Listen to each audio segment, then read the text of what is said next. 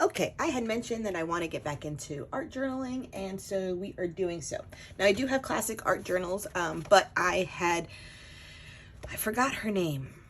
She is a collage artist here on YouTube, and she had used this magazine. They make it for different cities across the United States as an art journal. So I am altering a book. The pages are good. I've already gessoed one, and so I just like the size of it too. Plus, like, this is what I gessoed and did. Plus, I can leave some of the image exposed because any collage could still look kind of cool on that, and I just kind of washed out the text and the people on this side. So I was going to prime this one and, you know, to wash out the text. I have this image that I am considering using only because I want to like adhere it and then almost continue on the flowers and do it in some sort of creative way, but like use this as a base. It just sounded kind of cool to me. We're gonna like dive into mixed media again because I used to do it a lot, and I think I've missed it. I took a recent class, and so I've just been now, you know, harvesting the images from my magazines, and so these are the other ones I have primed for this. So I love this girl and her hair, but I loved this like feathers, so I can layer this and then continue on maybe doing the feathers on the other side. That's just a version of, you know, mixed media, is a little bit of collage. I loved her as well, and I thought that I have another book of flowers that I always cut out and just do like just flowers as her hair. I just liked her face.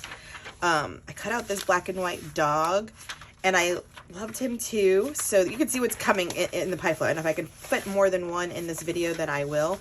And I just have like the white text. So I think I'm just gonna like strip these down and just the black and white. And I just feel with a messy, texty background, you know, something like that. It could be cool. And I think I'll always pair it with some quotes and stuff.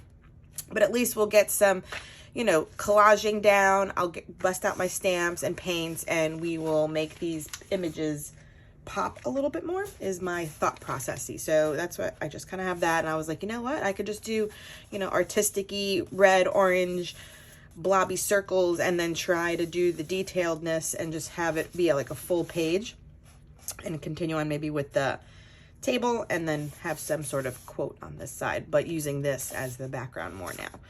So let's get started. Okay, so the first thing I'm going to do is gesso my pages. This is white gesso. Gesso comes white or clear or black, and I am just using it to put a layer between the paper and my media or mediums that I'm going to use so that it sits on top of it. That's the thing that you have to understand with mixed media. There are some steps that seem unnecessary, but they're very much needed. So in this instance too, since I put the gesso down, I now can put paint on top of it, and it will sit on top and be just easier to work with. I forgot which creator it was that always just calls like the gesso like the underwear of her layout. I think it might be Inky Quill. So it's always like putting on your underwear first, and then everything else is just like the rest of the outfit. So if you can think of it in that way, it really does help. So once I adhered the magazine clipping with matte gel medium, I went ahead and picked out the same colors that were in the flowers, which was a red, an orange, and a yellow, and just making like ovally shaped paint globs that kind of look like flowers. This is meant to be abstract, and you kind of see me taking off my paintbrush and wiping it into a smaller notebook. That is my like use it up journal, so it just starts off backgrounds so that I don't waste any of this paint that I dispense for this. So that's all you're doing is just paint blobs in oval-ish circles to mimic the flowers. And then we're going to use it's called a Fude Nuku pen. This is the pen right here. And this pen is glorious because it can write on top of acrylic paint. Well, matte acrylic paint. I haven't tried it on glossy, but you definitely need this pen to do any sort of actual journaling with like text, or in this case, I am just kind of getting a wonky circular like spiral like doodle in the middle, and I zoom it in right here just so that you can see what I'm doing. just to kind of mimic the inside of that rose. All I'm doing, you can see it's like a spiral in the center, no rhyme, no reason. That's it. Move on, keeping it simple. So then in order to fill in all of the little spots that are missing, I go ahead and fill it in with the leaves. And once again, just using some green. I dispensed two different colors, like a darker and a lighter one, and just putting little dollops, no rhyme or reason where, and they are just dollops. I'm having them kind of look like, leaves, but this is all abstract, okay? And these are my first pages playing back in mixed media, so I'm giving myself lots of grace. I'm just trying to take you all, my subscribers, on the journey with me, showing that you can get started no matter where you are starting from. And I haven't done mixed media in probably 2 years now. So then I go ahead and put a quote, and I'm just using a Sharpie paint pen at this point for this one, and we'll move on. This one, I did not get the footage of me doing this so far. So it was a magazine clipping, and it was, the seam was right here, and it had a background. So I did cut off like the background because I thought I was going to paint my own sky. And then I cut this on an angle, but there was a lot of text over here. So it's gessoed, and then I used the paint dauber and gray balmy night paint, and all I did was sponge the whole thing. Applied the image with this once again. It's already been dried, and then took the dauber still and blended out the harsh edges so that it would blend in a little bit more, so you wouldn't know where it began or ended because it's right here. So you can see what the sky kind of looked like that I cut out, and then covered up the rest of the text there so far. So I do need, it's dry now, so this one is just, like I said, not filmed at the beginning portion. And this is in my Dilution Big Journal. So just to cut it off, and we can add in the next level layer, which I think will be some stamping just to make it a little bit more grungy. And then we'll find a good quote here.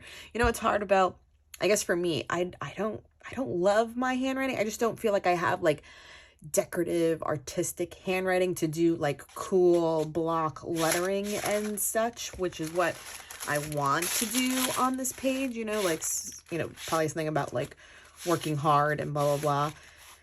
But these are our journals. This is time for play. Like, yes, I'm showing you them, but usually I would say no one's going to see your journal.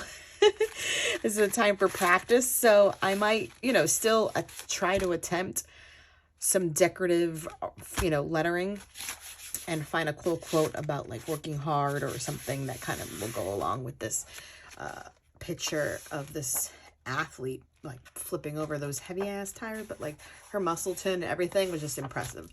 So that is this one. So I'm hoping that I can finish the rest of it along with you right now. So let me grab some stamps and ink.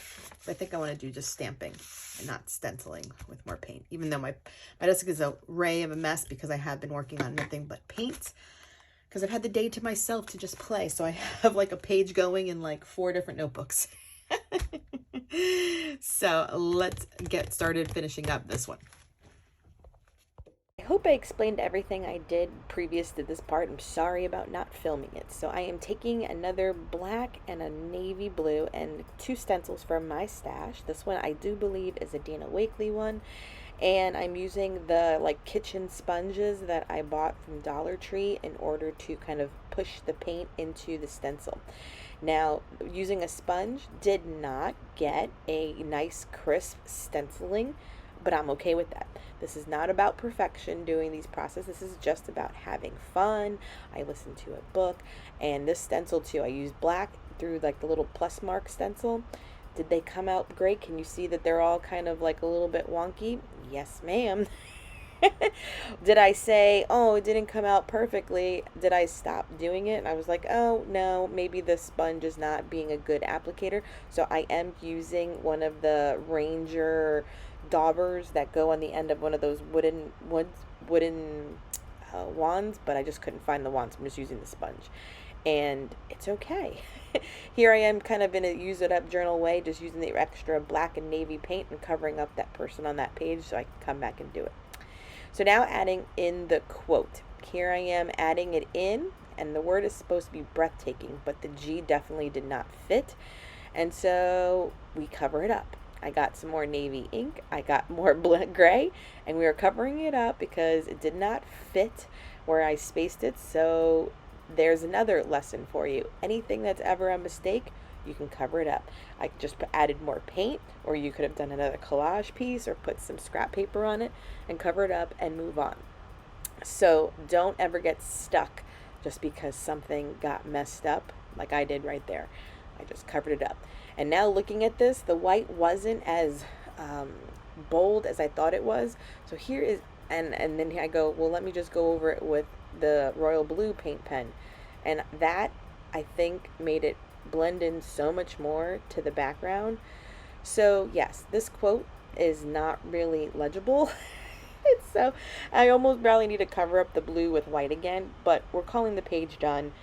The quote part is not perfect at all, but I once again just want to show you that I too am going to fall down in this process of learning.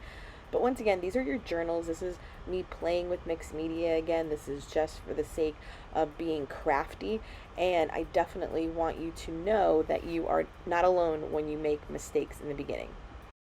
And so let's try another layout. So here I am. I do believe I just sewed this page as well, and I am taking matte medium. Once again, matte medium is our glue in this process.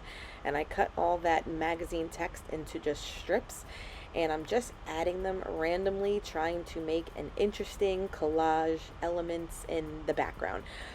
Most of this in mixed media, when you do these fun backgrounds, it does get covered up. It's true.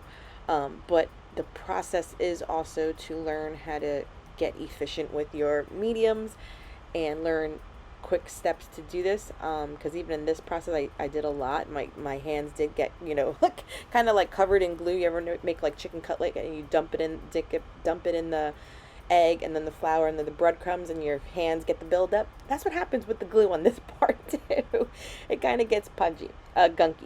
So off camera, I did just spray ink, the gloss mixed media sprays from Dina Wakley that I hauled recently. So I had sprayed it probably when I put it off to the side and let it dry. I used the color Midnight, which is the navy one, and Ocean, which is the lighter blue one, just to kind of get that extra media effect. It could be achieved with inks or other sprays, or even watercolors could have done that as well. And then the words I found, the devoted, true, and loyal, I think it went along with this advertisement. It was for like dog food. So that's where I got the words, and I just added it still. This is not a picture of my dog. I have a golden doodle and a dachshund, but I just love this German Shepherd picture, and I got it from a magazine, and I went with it. So then the quote here, I am using paint pens once again. And this too did not show up entirely well, but I think after learning from the other one, I did just leave it black. I didn't add white to it or anything else. So text on these backgrounds I do have to improve, because what probably would have been better is if I added white paint and blurred out where the text was going to go. Would have been ideal now looking at this process.